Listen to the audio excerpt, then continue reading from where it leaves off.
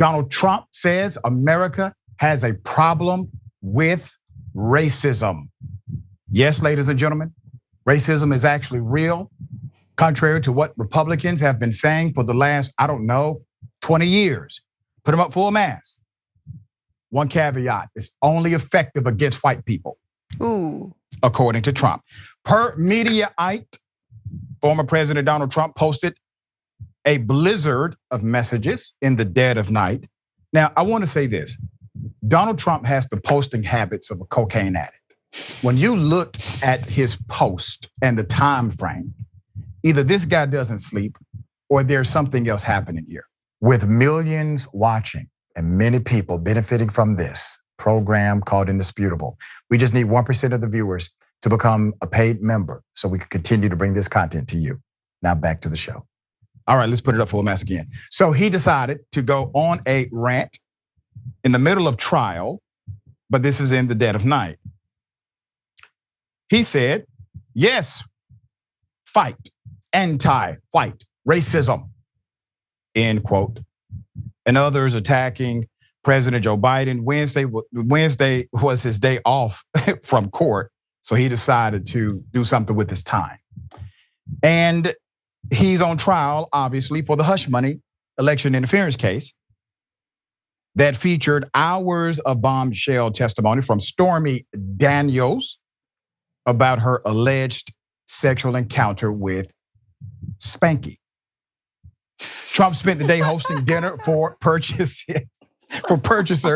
of his digital NFT trading cards. So let's go ahead and qualify everything properly here, okay? Because at some point, many years from now, somebody's going to ask you and me, what the hell happened?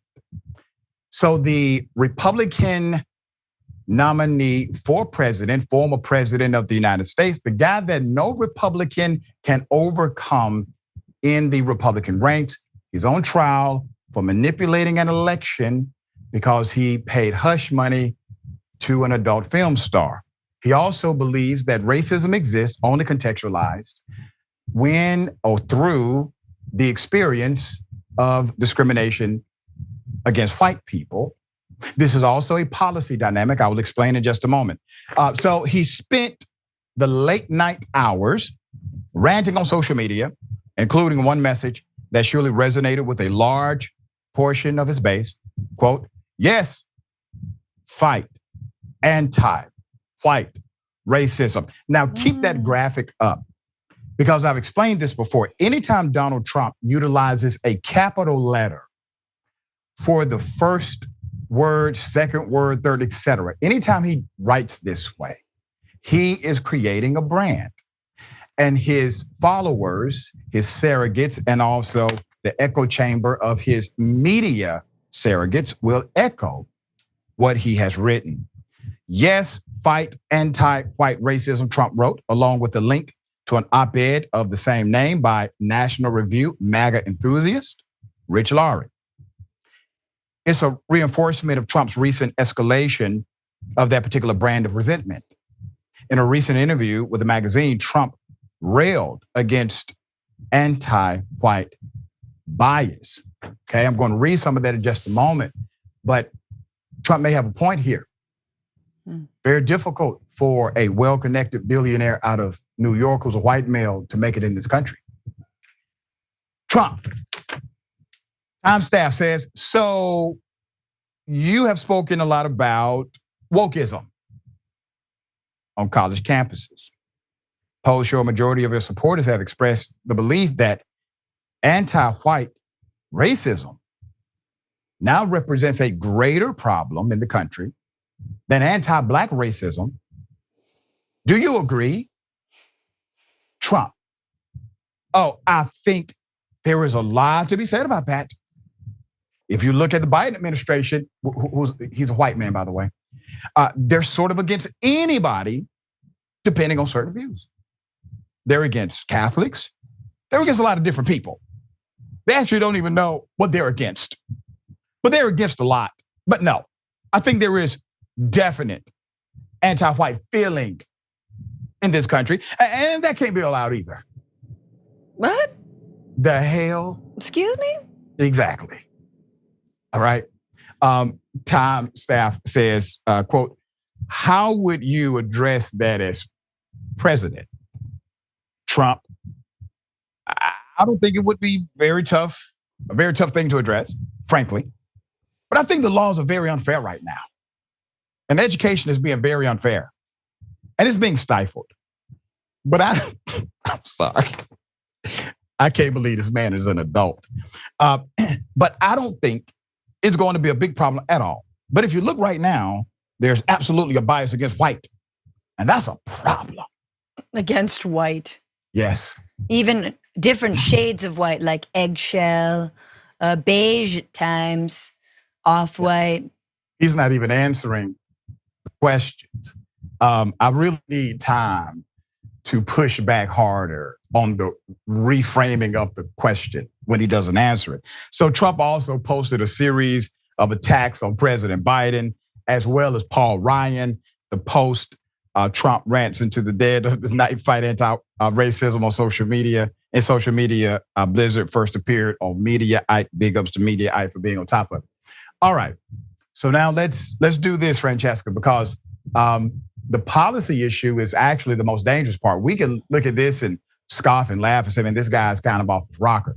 But the reality is there's a team around him, a law firm, an exacting policy, and he has acknowledged he will implement this policy. And the policy is centered around the bias he just spoke of, which is there's no real racism against marginalized, historically marginalized communities. The only real racism that exists in America is against white America. What say you? That's exactly right. And I think that's something we need to focus on. And it's helmed again by Stephen Miller, right? Yep. As I've heard it explained on other podcasts, Teenage Mutant Ninja Goebbels in reference to the Nazi. I mean, the guy is a white nationalist, Stephen Miller, and his law firm, America First, has actually under the Biden administration been trying to sue over different programs that have helped out specific people like Black entrepreneurs, Black farmers, and they've been successful in preventing certain federal loans and federal programs from helping out, again, as you mentioned, historically marginalized communities. Hello, histories of slavery and 100 years of Jim Crow. Does that not? Okay, I guess nothing. But so it's funny, but there is teeth to this. And so that is why we have to really think about what have we gotten right in the years since, let's say, affirmative action was passed, and what have we gotten wrong? Meaning, how do we need to go further? If so many of these programs that are designed to help, specifically marginalized communities are being rolled back, can be litigated, that we have this white lash, coming back, then how do we create programs going forward that are universal, that can help everybody, but that actually disproportionately will affect Black, brown, and poor communities that maybe have a better chance of survival and maybe aren't just little grant money, little college tuition money, but really is comprehensive programs, things like housing for all, things like a jobs guarantee program, things like an education guarantee program. Like that's where my sort of like lefty mind goes in all this. What about that, a New Deal? What about that third Reconstruction that Reverend William Barber III talks about?